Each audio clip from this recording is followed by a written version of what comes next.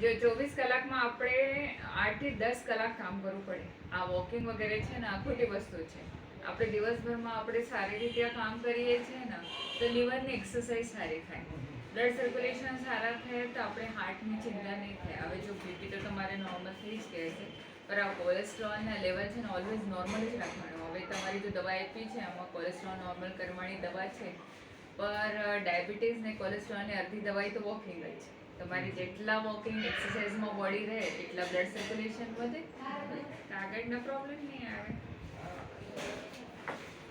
ધવલભાઈ આ કેટલા 10 વર્ષ પહેલાના રિપોર્ટ છે તમારે?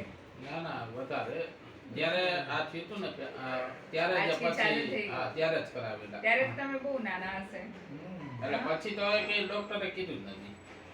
તમે એક બ્લેન્કલી ટ્રીટમેન્ટ કરો છો આજ કે નહીં, વિધાઉટ રિપોર્ટ જ ટ્રીટમેન્ટ કરો? કોઈ ડોક્ટરે કીધું જ તો નથી. તમારી જીજી હોસ્પિટલમાં ટ્રીટમેન્ટ શું ચાલુ છે? ખાલી ગઈ આપણે કઈ જાય દવા ઉપર દવા વધારે, હા, બાકી કઈ કરે બાકી નહીં કોઈ તમારે? નહીં. પણ તમારી જરૂરત છે કે નહીં છે કે બ્રેનમાં શું ઈ પ્રોબ્લેમ? મને તકલીફ છે ને કે કોઈ મને કઈ કીધું નથી કે આજે કઈ કે કઈ નથી, ઓછું છે એમને લખી નાખે.